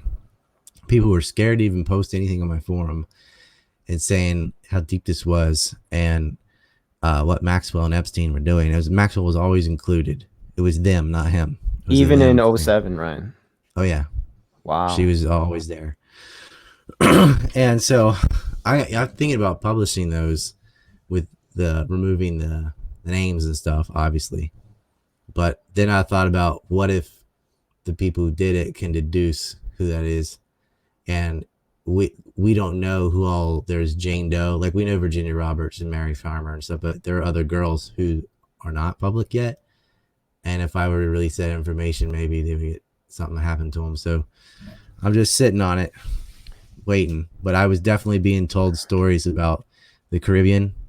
But what I heard, they told me there's New Mexico, Caribbean, and Florida and New York and Paris, but also a place in Ohio. And that hasn't come out yet, unless they are talking about Wexner's properties in Ohio. Apparently Epstein did not own anything there, but they were getting raped out in Ohio too. And weird stuff, man, like forced dental work and like What would be the really purpose of disturbing. that? He had a fetish for braces. Like he wanted them to look perfect too. Some of them, because if they'd get somebody from MC2 modeling from Jean-Luc Brunel, usually out of Eastern Europe, and they were targeting people with messed up homes and stuff. Nobody to fight for them. Parents out, whatever. They find these, and maybe they're beautiful and thin. They like that ballerina look, but they wanted their teeth to be perfect or what have you. Because they're grooming them for later. They actually would teach them how to massage, what to say, like making them professional honeypots. This is a serious operation. Do you And fear for your safety, Ryan? no, I mean, all the stuff I've said about September 11th and Iraq and all that would have had me popped a long time ago. So I don't think adding Epstein really makes a difference. Mossad hates me as it is. They've tried to ruin me financially already. I've been kicked off PayPal and everything else. I've been censored on YouTube 4 times. I've had to restart my channel. Kicked off Vimeo, kicked off Gumroad. I had to scramble to find a bank that would let me use them. No PayPal, no Venmo, no any of that stuff. Did you get any of that back besides your YouTube channel? No, just YouTube, and that's only because I went physically to their office. You know that story. And I Yeah. never did get back the 2008 one. That one was larger than anything I ever had. And How many do you remember? How many subs? I don't think they did subs in 2006. It was just likes and all, but the Oh, view right. count Okay. was, in the hundreds of thousands every time. So Wow. the first video I did called RIP Palestine had 72,000 views like a day, because nobody had ever made a Palestine video. And because you couldn't, like, where were you going to put it, right? It was just called Rest in Peace Palestine, and that got translated in a bunch of languages, and then of Wow. course that was gone. I have the English one. I put that on Live Leak, got banned off Live Leak, got banned off Daily Motion. Banned off Live Leak. That's impressive. I know, because they're showing dead bodies from war and stuff, but I showed Israelis killing Palestinians, and you can't do that. I think you can now. But you couldn't do it when you were the only person doing it. When enough people do it, they can't censor it all, right? Yeah, right. And I think it's reached that point. Twitter's was like that too. I've been kicked off Twitter also. I just lost my Twitter last Yeah, I month. just followed you on your new one. Yeah, on the Right. new one, It's yeah. what is it? Rye Dawson 2? Right, Austin too, yeah. I had Right Liberty before that, and I was banned on Facebook, like perpetually banned on Facebook for That's stuff I pretty wrote. easy. Very easy, but I was getting banned for, like, in 2008. You wrote duh duh duh, like, so banned for 30 days. I got a 90-day ban recently because of something I did in 2015, and I don't even know what it was because it was a picture and it doesn't exist anymore. So I couldn't even see what I'm being accused of. It doesn't matter. There's no Yeah, one you they can can talk just make to. it up, right? I mean, It's pretty much, like, oh, here's a post. I'm like, I don't know what I wrote in 2015 on July 15th or something. Like, beats what me. was it like growing up in the South, Ryan? And I don't know what state you are from in the South, but you're mixed race as far as I know. You're half Native and half Irish. I am similar. I'm half Mexican and half Nordic. So Mhm. quite similar. What was that like? Did you experience racism in the South growing up? Was that difficult, or how did that affect your upbringing? I grew up on an island. It's part of North Carolina, but it's pretty unique. Cape Hatteras Island. There's three islands out there: Ocracoke and Roanoke and Hatteras. Well, Cape Hatteras. We call Roanoke Manio. I never thought about race. Like, it just didn't matter. I see liberals obsessed with it all the time, especially now. It's more now than it was in the 80s. Um, when there actually was some racism, right? Nowadays Yeah, and everything's the about Rodney race. King riot. That was in the 90s, but even Oh, sorry. yeah, but sure, same. Your point is still valid. It it was like the 92 riots weren't just about Rodney King or black and white thing. It was a police abuse thing to everyone. They're sick of the Mm. LAPD, and in my opinion. But anyway, there was something what they did to Reginald Denny, which I totally disagree with. I was motivated by racial hatred, but they're trying to foster it on purpose. Like, they're even been saying COVID-19 is racist, Yeah, which is I saw ridiculous. that. It's a disease, you know. It's a microbe. It doesn't discriminate. Of course not. And maybe it's hurting obese people more, or maybe it's a geographic thing, or whatever, and these people live in it hits cities, and a lot of minorities live in urban centers and not so much in the rural, and the rural is pretty safe from the disease, so the percentages are going to be higher proportionately to people that live in urban areas. Very easily explained. Obviously not the virus going around going, well, I hate Mexicans, or hurt. You didn't It's experience not targeting racism growing people up though, in Ryan? Mexico, right? Mm. No, I got more prejudice for, like, being a twin than I did race. Oh Oh, wow. can you read his mind, and just dumb stuff like that, or what he did something and I didn't, and well, y'all did that. I'm like, there's no y'all. I didn't do that. He did that. Stupid. Never. No, I never. No one cared about race. Like, I didn't even know some kids in my class were like half black or whatever. It never occurred to us. Like, that's Tony or whatever. It never. I didn't even think about it at all. I know Yeah. people are like, "Oh, you're colorblind." Like, I really, where I lived, and maybe they think the South is all racist, this and that, but it was never even spoken about. Didn't matter. Do you talk politics at Thanksgiving, Ryan, or not anymore?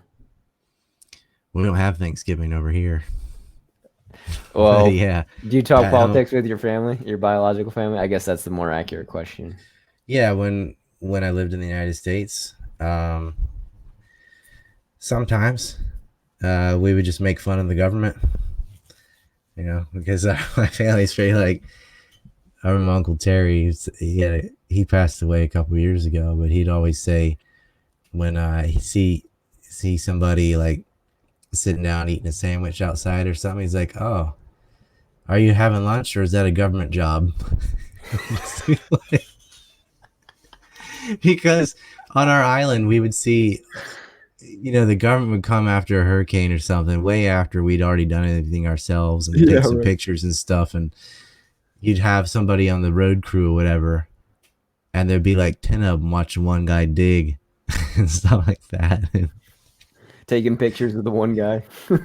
Like, out on those islands, the government doesn't do anything for us.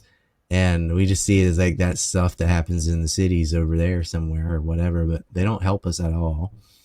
And Do you just have thought the a government was kind of silly. That's cool. You lived like right next to Roanoke, essentially. I actually didn't Mm-hmm. know that people lived on those islands. That's so awesome. This is the very first time the English set foot on what's now U.S. soil, was actually on July 4th in 1593, 83, excuse me. And they lived on Croatoan, which is now called Hatteras, for a couple years before they went to Roanoke. So the story of the Lost Colony skips the first couple years of them living in Croatoan, Oh yeah, I didn't and know that. and then it starts with them in Roanoke, and then when they write Croatoan on a palisade on a tree, they act like it's some giant mystery, but it's not. Is they just went back to where they'd been the previous couple voyages. My brother dug them up, dug up with archaeologists. The cadavers, or We what would it be? found Just the fossils? he found the lost colony, figured out where it was located, figured out where the Indian village was, dug down, and we found English and native artifacts side by side. Wow. And there's ways to date certain things because of the pipes, which were brand new. They didn't have tobacco in the old world, and the Spanish weren't going to share it. And so we found, English letters, buttons, coins, a gun lock, things that had to be European, right? Mixed right in with the pottery, and you can date the area, and they have all these cool ways of figuring that out based on ceramics and this and that. And there's a whole studies of just how, what was all the rage in different time periods and what they found. And we know what the colonists brought with them. So it's them. Somebody just rang my doorbell. You gotta go, Ryan? Just give me a second. Yeah, no problem. I think it's just the mail.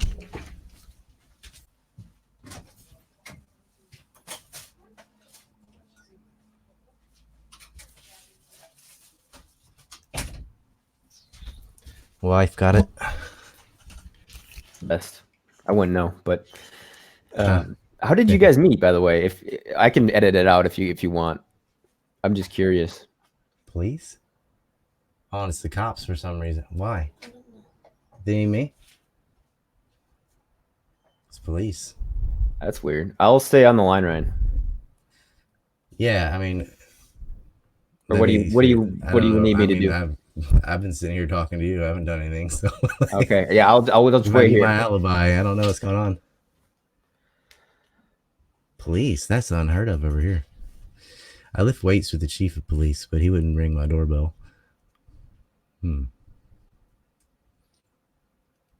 Well, she'll come get me if they need me.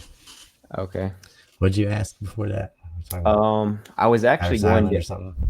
Yeah, I never really experienced much racism until online. I have. Okay, that doesn't count. But I think you answered the question. We can move on. I was actually going to ask you about movies. Do you have World War II movies you like, or Civil War? There's way less Civil War movies, but do you have a good World War II movie, or are there none for Ryan Dawson? Maybe Saving Private Ryan, because it showed how horrible it was in certain scenes, like in Normandy. And there was a TV show called Tour of Duty that showed how gross the Vietnam War was. That was not World War II, but I don't know, maybe Captain America, because they just didn't even try to. It just made it. I still haven't seen it. Point of view, it's World War II, but no, it's I like documentaries better than the fictional. What about a documentary? Maybe one or two documentaries that blew your mind. I've seen some in Japan about the bombings that were pretty difficult. Yeah. Yeah, pretty moving. Do you speak Japanese? Did you watch them in Japanese? Yeah, I don't think they have them in English. Seems like they would, but. How long did it take you to learn Japanese, Ryan? About 8 years. I'm trying to listen to what they're saying right now. So about 8 years. Excuse me a second.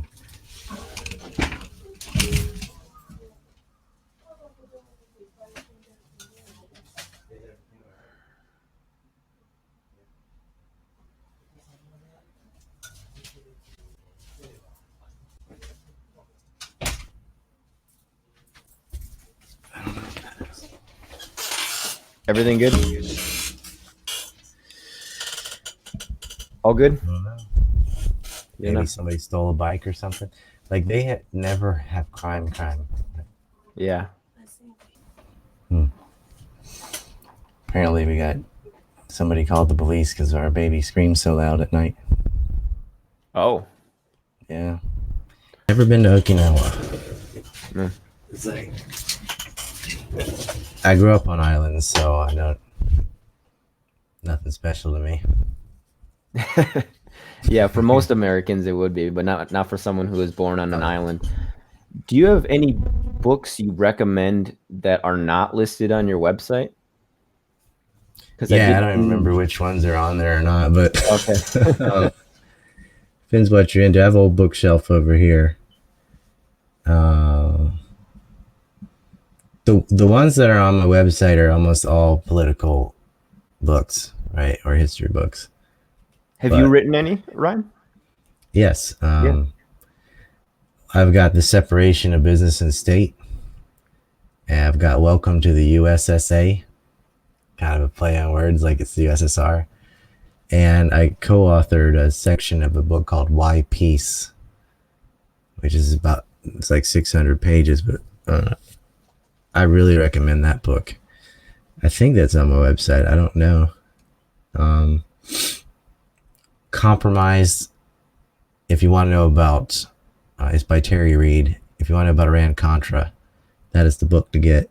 And I think if you understand Iran-Contra, you can understand Syria because it's really the same sort of modus operandi that they're using. Trick or Treason is good by Robert Perry on the same. I enjoyed Classified Woman by Sibel Edmonds. And I've got a lot of JFK books, a lot of Civil War books, a lot of Thomas Sowell. Bruce Lee, I like him too. Yeah, Not you a big political, but Bruce Lee guy? I love his Striking Thoughts. It's a lot of Bruce Lee aphorisms. Yeah, I heard he was quite the philosopher. I still haven't checked it out yet, He but studied philosophy. He lived his philosophy. He didn't study it. He lived Mhm. it. I have a lot of philosophy books. I don't have so many philosophy books with me in Japan. I read them and used them in the United States, and I have a library at my old home full of philosophy books. back in the Uh, States. hmm And it's everything from the classic ancient Greeks to philosophy of language and philosophy of martial arts. It's all in there. Do you have a leader that you admire in history, Ryan? Kate Beckinsale. No. Yeah, they all have admirable qualities. Um, I don't have a single like I wish this person was alive or anything like that, but I think What about maybe I can rephrase the question, or I don't. It might be a different answer. Someone you could have conversation with that you would want to that is no longer around. Einstein. I'd What would you love to talk talk to about? Albert Einstein. I'd like to tell him what we found so far about quantum gravity and see what he thinks. I talked to Sabrina Hausenfelter, who works on, she's a theoretical physicist that is tackling that problem. I would just love to know what Einstein, like if Einstein could see the work we've done now, what he could come up with. Um, I'd like to talk to Crazy Horse too. Tell him to go join General Lee. No. There's a lot of people. I'd love to talk to Crazy Horse. Just to get in their mind, like what that was like. And Thomas Jefferson is up there. Um, Aristotle, Pythagoras, Heraclitus. None of these people speak English though, but I'm just assuming if if I could speak to them, they just look at me blankly. I can't speak Greek. It's Greek to me, but man, that would be cool. I mean, I wouldn't mind talking to Osama bin Laden either. Yeah. Figure out what was going through his head. Try to reason him out of it, but yeah, I'd like to know. Uh, Archimedes, that guy was Chad. Um, Ben Franklin would be fun for sure. Yeah, he was kind of like our Da Vinci, wasn't he? Yeah, he was. More political than Da Vinci, though, Yeah, and not as less artistic. But he yeah. definitely dabbled. He was a polymath of sorts. Yeah. Mm. Mhm. Well, that's Da great, Vinci's a Ryan. good one. Da Vinci'd be fun. Oh I'd yeah, like to pick that his brain. he would be one or two for me. I don't know, I'm top three. overlooking some major ones, I'm Yeah, sure. I didn't think about it, but thinking that's all right. We've been I'd talking for like to talk about Muhammad Ali. That would be fun. Muhammad Ali. Yeah, I saw your. I don't know if it was a video you did or just a segment of a video, but you love Muhammad Ali, don't you? You have a a I Muhammad Ali often have T-shirt. one wearing the Ali. I got that a month before he died. Oh wow. Did Yeah, you I ever get was to like, meet him? I never did. I've met people who've met him and getting all the Ali stories from them. But and I've a buddy of mine has a glove that's signed by Ali and Norton, Foreman, and Frazier. He got all of them. Wow. That's a man. I was a big Sugar Ray Leonard fan. I'd like to meet him. Still could. That would be fun. You I'd like like to talk to boxing a Mike lot, Ryan? Tyson too, because that guy's an interesting person. I'd be a little scared though, because he's somebody described it as like sitting next to a tiger. He's calm right now. What if he changes his mood? What are you gonna do? I like that, man. I actually recently got into boxing. Who's the best in the world right now, do you think? Do you still keep up with it? Or Well, Fury's the champion. mm. What He's got to about go to the heavyweights. oh you put heavyweights on top no matter what? I mean, that's who's gonna win, right? You think Fury could take down Bruce Lee? In a boxing match, yeah. What about MMA? No, No. Bruce Lee would kneecap him seconds. Yeah. What about I don't know how much Tyson. I don't think, assuming he doesn't know anything other than boxing. You know, like on a professional level, at least. mhm. This is how it would go. Bruce Lee walk up, kick him in the nuts, kick him in the knees, And knock then him out. aphorism, Yeah, exit scene.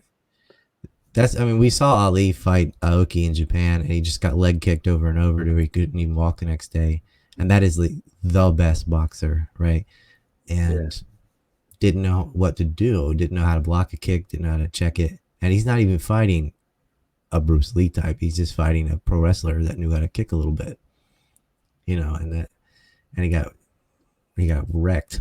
So it's very different. But in a boxing match, uh, Bruce Lee's not going to beat heavyweight boxer.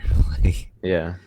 run around away from him the whole time, I'm sure. But yeah, it's not going to work. Any But of the smaller guys you like? oh well, Mayweather is gone now, I guess, but he was fun to watch. Pacquiao was fun to watch. Triple G. But I like MMA more than boxing. Got too, I don't know, not political. Just too many suits and analysts and stuff made it not. The MMA, that's the same thing's happening. You got all these people that really don't know anything about fighting, like commenting with their opinions and stuff, and it just got all. Isn't that aggravating? Yeah, I'm like, Oh shut the man. fuck up. You know what you're talking about. Yeah, especially they're getting paid too, but I like when former fighter, like I'll listen to Bisping or something, or Chael Sonnen. I don't want to hear some guy that's never fought saying, "Oh, that guy got exposed and hard, hard, hard." Like, you don't know what you're saying. Shut up. yeah, right. This style's better than that. It is not. Next year you'll flip and go, well, now it's this. It always depends on the person. It started out with BJJ, and then there's a wrestling phase, and then a kickboxing phase, and a Muay Thai phase, and then back to wrestling. And it just, depends on the fighters. That's all. All of it works if you do it well. But Do you do any martial arts? I did. I had my own gym. I used to teach jiu-jitsu. I'm very serious in martial arts. And I had one of my black belts, Eric McGinnis, was competing right now. Is trying to go into UFC, but because of the virus, can't get a match. So You're sucks. wow, I didn't know you were a sensei in BJJ, Ryan. I would not have guessed that. Yeah, I'm very serious about fighting, and I've also done karate and judo, and I won a tri-state tournament in judo. I got a bronze medal, What which was weight do you stolen, compete by at? the way. It was stolen from Your me. medal was stolen? hmm I took it when I went to get to teach jiu-jitsu, like how do you prove, like, there was no now we've got Abu Dhabi and all this stuff, but we didn't all the time. A lot of people didn't know what the hell it was till the Gracies, right? Yeah. So, and even then, if you're not a UFC fan or whatever, like, what's jiu-jitsu? They know karate and taekwondo. Maybe they don't know that. They don't get it. Is that like wrestling? Yeah. So I brought my medal, and I'm like, I want to teach out of this gym. Everyone around me knew anyway, but and I was like, I have this belt from this guy and this belt from that guy, and they're like, look, here's the medal. Oh, okay, and that's what did it. But later on, it was stolen out of my car. And I'm like, you bastards.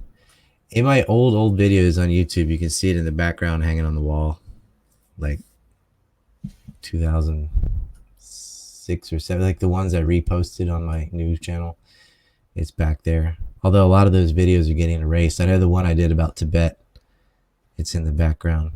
But And that was mainland that you competed there, Ryan? it's in the US, yeah. Oh, it's US mainland. Okay. And what Yeah. weight class did you compete at? That one was shit. I was 19, 20 years old. I think it was 155. Now I'd be 205. I grew a lot. Lifted weights a lot too. Did you But grow in height since then as well, or just thickness? maybe a half inch. I've actually shrunk in height because I've crushed the disc C7 in my neck. So yeah. How did you do that? Jiu-jitsu. Oh, did somebody get I you was in a lock? I was doing it with his last name is Minami, big Japanese dude, and I had an underhook on the left side, and I was going for a shot, from a shot to a switch, because I knew he was going to sprawl and I was going to switch, and he tried to underhook to block my shot so he could sprawl like GSP does a lot, and I, instead of having my head up like that when I shot, I was kind of looking at the floor, which you're not supposed to do. But that's because I was going to pop up on this leg and turn that way and like tackle him sideways. I don't know if you know what a switch is, but it's when you go from a double to a single on the side. But my head was, you're supposed to have your head up like that, and mine was down, and I got pushed straight down by about a 245-pound man, and me being about 215 and shooting in, and I felt it go get it, and it was all hot, and I was like, oh man. I just laid there, and he took side control right away, and I didn't even react, and he just stopped because he knows something's wrong because I didn't even move. I was like, I think I broke my neck, and I didn't break my neck, but I smashed the disc, and so it hadn't swollen and stuff yet, so it doesn't instantly hit, and so I put ice on it and stuff. I remember riding the train home going, oh man, it's gonna suck tomorrow. And it did. It was all fucked up. Like I couldn't turn my head or anything. I do. But the good thing is physical therapy in Japan, I got the pulley system pull up in my head and went through all that. In the US, that would have been a nightmare. I would have been in debt for the rest of my life, you know. But here, universal health care, not a problem. I mean, it's a problem, but at least it wasn't a financial problem. So that made me shorter, though, slightly. Wow. I think you I've get a little never heard shorter that as you get before. older, but Do you still roll? yeah, I still roll. I'm more of a punching bag now for the younger guys because I can win in the beginning, but I don't have the stamina that I had in my 20s. And because I've got kids and I've got a desk job and I just don't, you know, I can't train like I used to be able to. Right. But I have enough experience that I can kind of, I'm like the Undertaker, kind of pace myself and get what I need in and win. But, you know, when you're rolling, okay, they tap again, and then from then on I'm just tired. But in my head I'm like, it doesn't matter because whoever gets the first one is the real winner, because I could have broke your arm or whatever it was, right? So I can't hang with him anymore. I don't have the endurance of these top athletes, and it's just age, man. It sucks. Yeah. Really sucks. I hate losing. And sometimes I won't. I just won't win either. I just run out the clock doing all defense. Because there's ways in when you're rolling where if you're not being offensive, and the reason is because I don't have the cardio or whatever, I can still kind of turtle up or get into resting positions and stuff and just waste the time. But Just I park the should. bus in front What of I the ought to goal be as they doing do is in get. soccer. Yeah, it's like four corners in basketball or something like Dean Smith, but it's just holding on to stuff that you don't have just to run out the time. you know? But You're a basketball fan too? yeah, I was. I'm from Michael Jordan State. I played basketball. I lost this eye, so that got me into wrestling. But I really enjoyed basketball when I had depth perception. And I still liked watching UNC and stuff play. And Your eye is a replacement, right? no, this is my eye, but I had a piece of asphalt go through my eye when I was 10 and a half, and um, lost my vision temporarily. But it was during basketball season, so I switched over to wrestling, which you don't really need depth perception to wrestle. You feel it mostly, and I don't know. Got hooked on that. Did both the next year, which was crazy. So I was going to two practices. Yeah, they're in the same season, aren't they? Yeah. How did you do that? What was your day like? That was in high school? No, I was in. I was only 11, 12. I was Oh, wrestling. okay. So you were middle school. Wow. So you had Yeah. two athletic practices. That's a full day right there. I could not do that. So high Yeah. school, or sorry, basketball and BJJ. Any other athletics you did? Well, you Yeah, said I did. wrestling. Well, I played soccer because we didn't have football. The island's too small. Like the team didn't exist. I played high school football, but in elementary and middle school, because I went to high school in Virginia, but I didn't have the opportunity. But we played soccer, basketball, and uh, baseball as soon as it was available, and it wasn't available until I was 10. So there's no t-ball or anything like that. And I only got to play when I was 10 and 11 because my birthday is at the very end of July, so I wasn't allowed to play at 12, even though I was still 11. Oh, Whatever. okay, because you didn't meet the cutoff. Yeah, the cutoff is August 1st or whatever. It sucked. I really liked baseball. And then surfing and bodyboarding, all the water sports in the summer. That's what every island person does.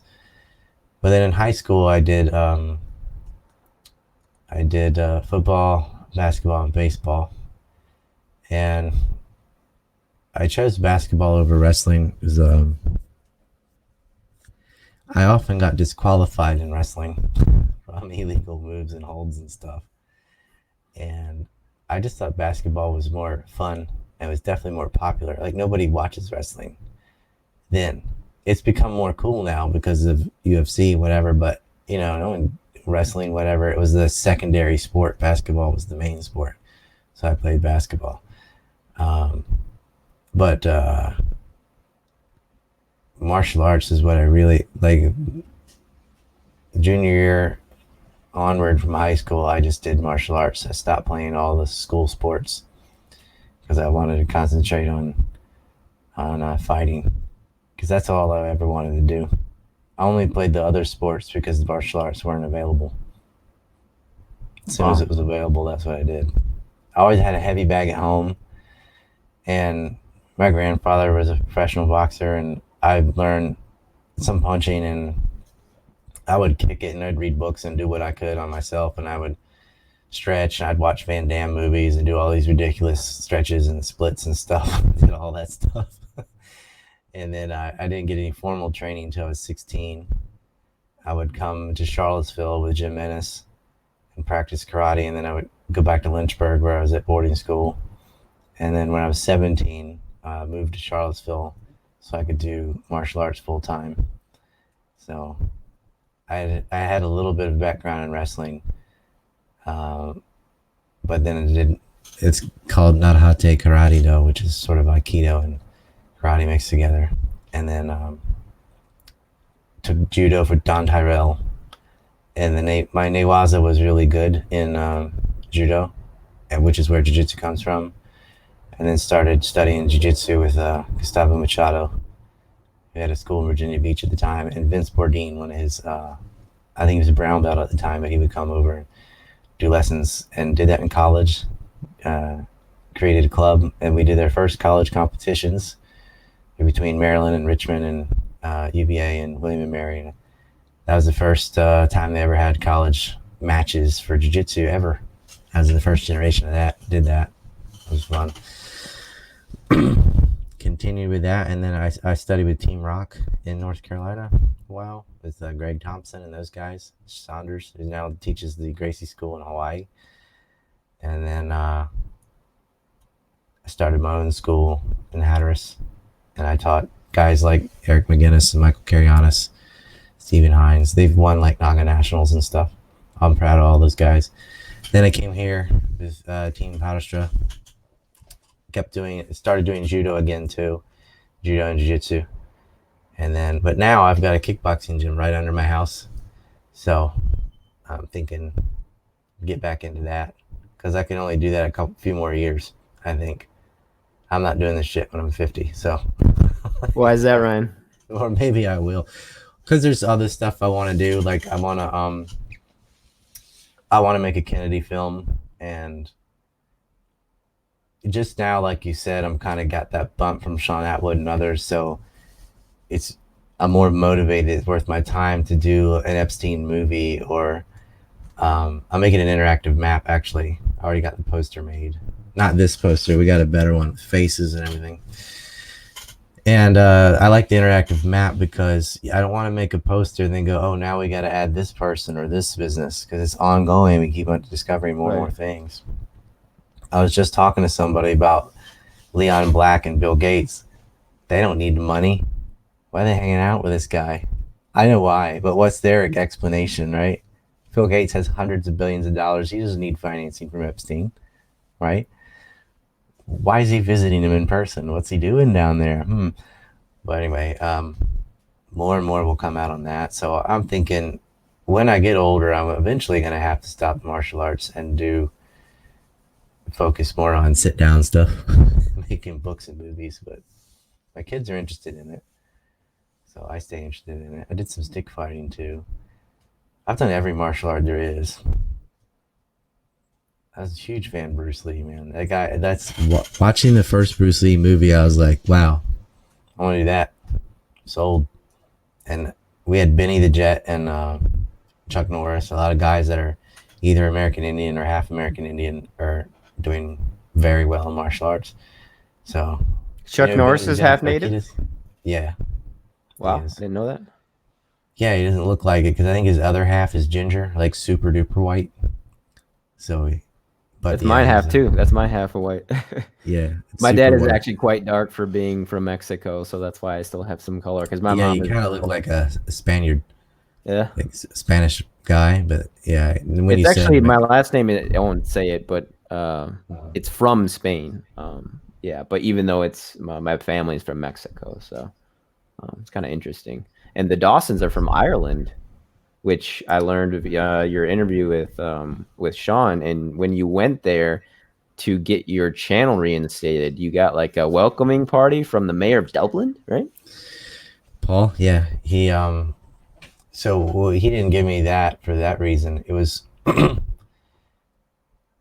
when he found out the Dawson Hotel is right across from the mayor's mansion, and I actually stayed up in Cork Park, but I thought I got to stay one night at the Dawson Hotel because on Dawson Street, our ancestor built the street, and I don't think he built the hotel; they just named it after him. But he built Grafton Street, Ann Street, and Dawson Street, which used to be a swamp, and he was a developer, and he filled it in, and he made the center of Dublin essentially, and built the mayor's house. And I was going to Dawson Hotel, and the mayor happened to be walking into the mansion there, and a guy I know who knew him was like, "Hey, I know the mayor. There he is." And oh, he'll love this. And so we went up there, just knocked on the door, and someone else answered, and we said, oh, we're here to talk to the mayor. And this is one of the Dawsons.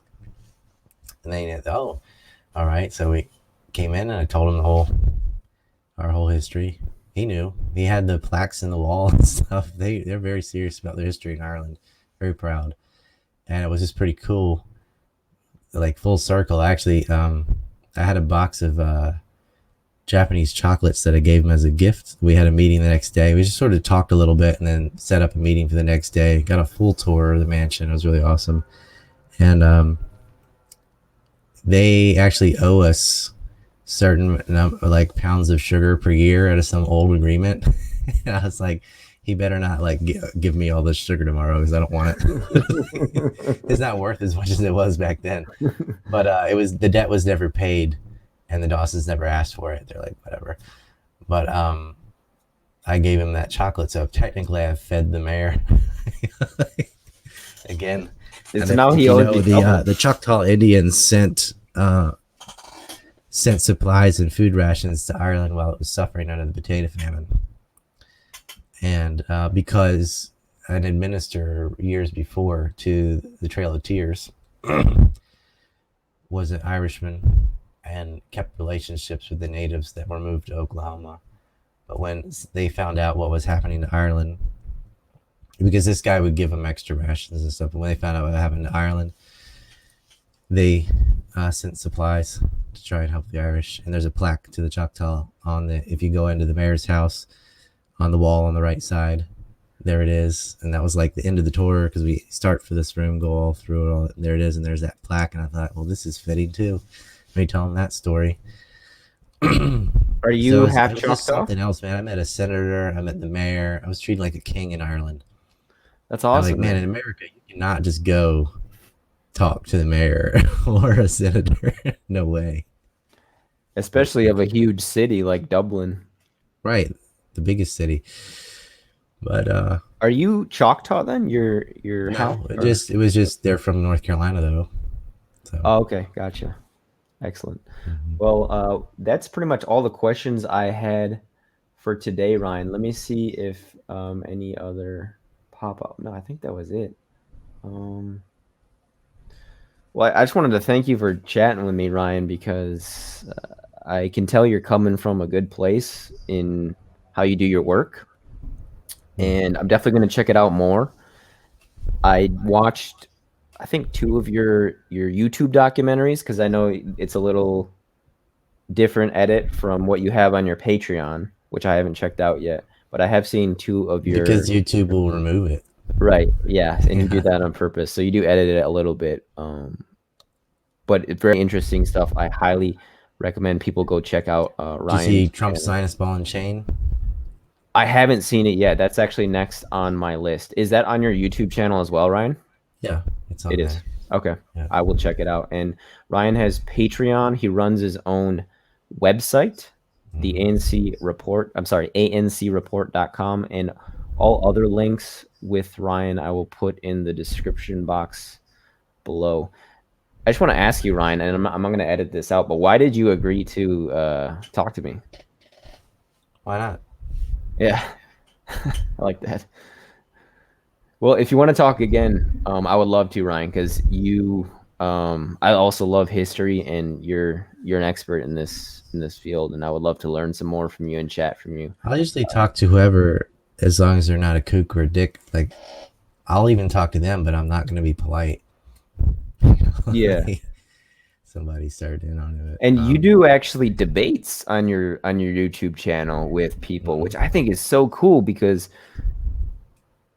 not only is it entertaining for your subscribers and other people to see 2 people kind of go at it, but I think it's a skill that everyone needs to work on, especially in this climate that we're in.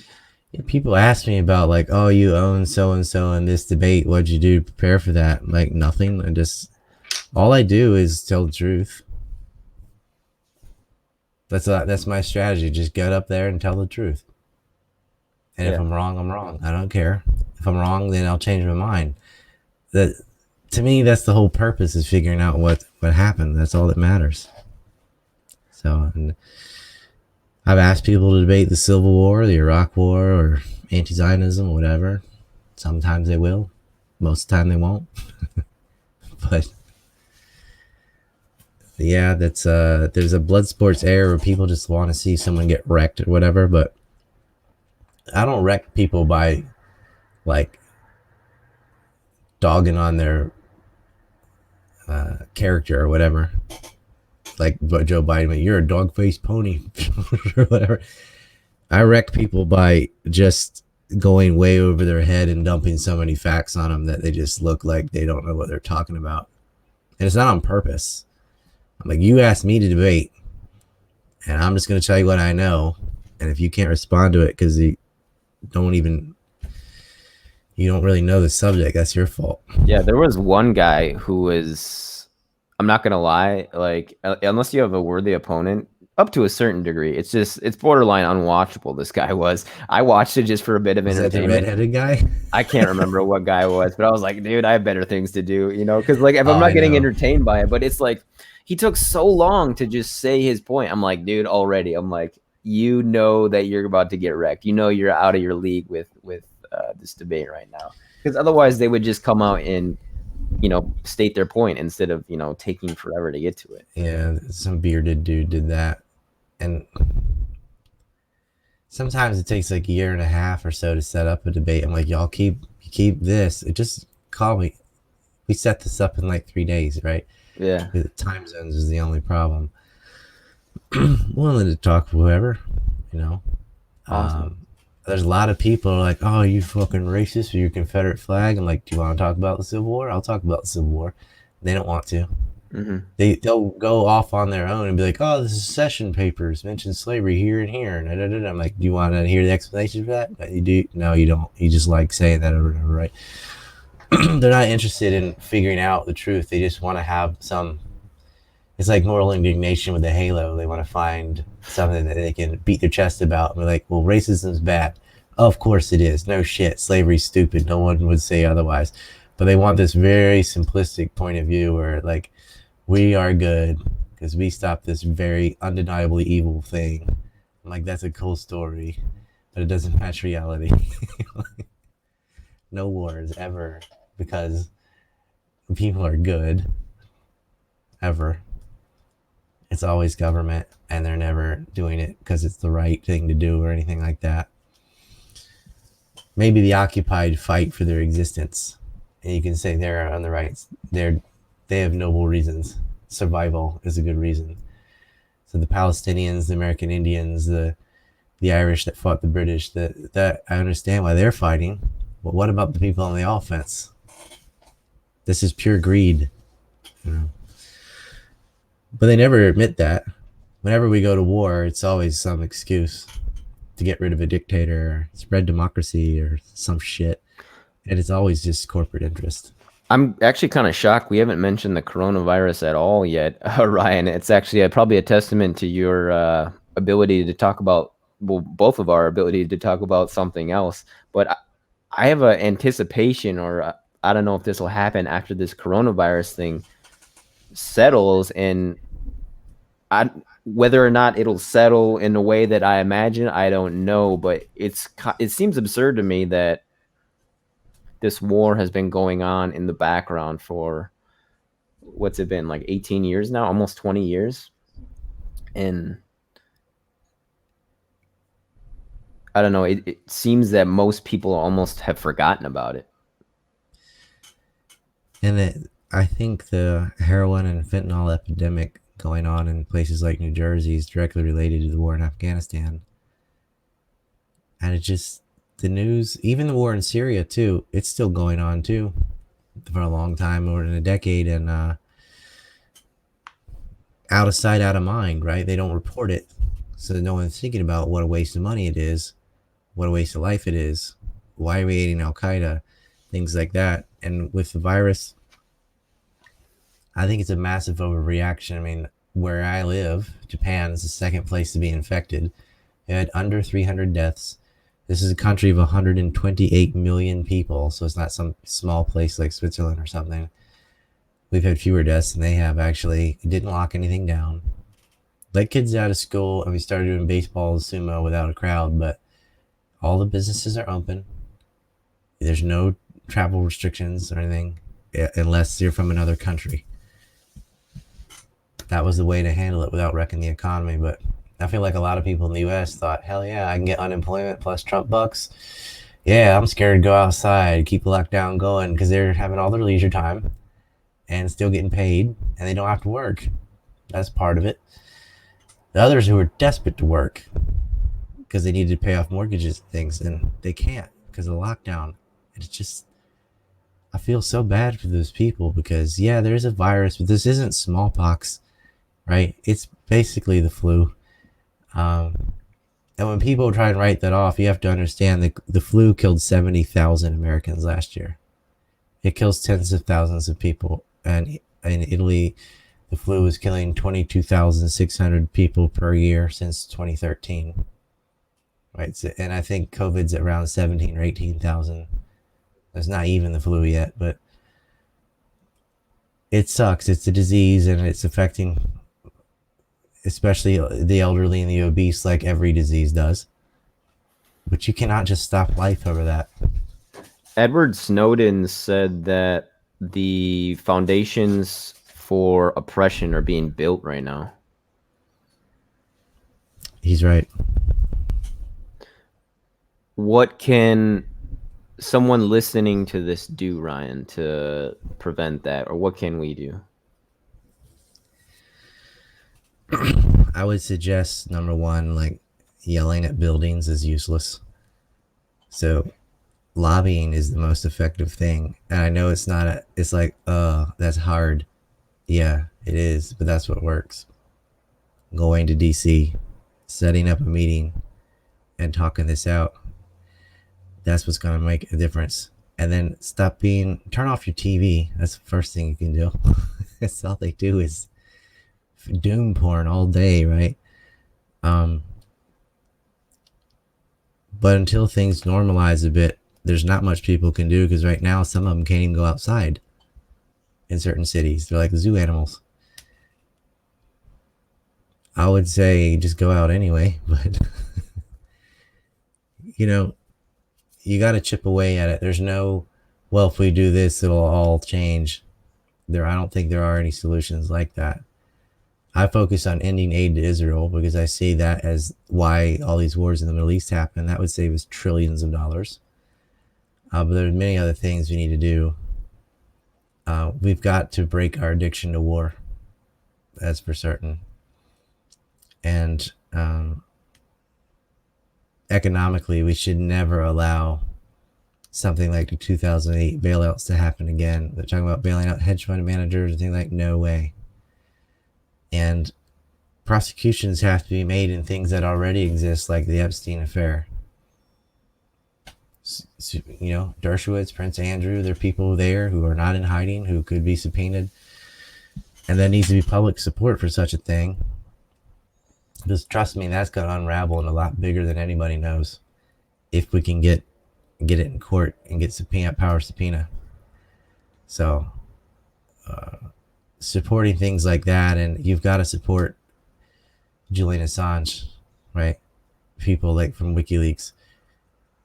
They went to jail for us to give us the correct information. And so if you want to support Assange, you know, pushing for a pardon or, you know, at least getting him out of prison, like that needs to happen. And there are a lot of groups and organizations that are already in place for you don't have to start one. They're there, just go join and participate in that. And you have to be responsible when you vote your local and state elections too. They just got a libertarian candidate. It's now the mayor of Knoxville, Glenn Jacobs, right? Kane from WWII. And he's done wonders there. I just took getting the right people. And so if Knoxville can do it, any city could do it. I wish more people who weren't involved in politics would get into politics. We need more regular people involved in the process because it's all career politicians right now. Almost all. That sickens me. But number one, that predicates everything I just said is supporting alternative media. Because if we don't have YouTubers or whatever, or Press TV, RT, etc., telling you the truth, you don't even know what to fight. So fighting censorship has to be number one. Because if we're not allowed to disagree with whatever the establishment's saying, then we'll never get anywhere. So getting a voice is number one, is becoming the media. And then number two is acting on that information. And I think the best way to act is through lobbying right now, legally. That would be Well said, Ryan. You know what I'm saying? Definitely. Thanks so much for chatting with me today, Ryan. And thanks everyone for tuning in. Until next time. Peace.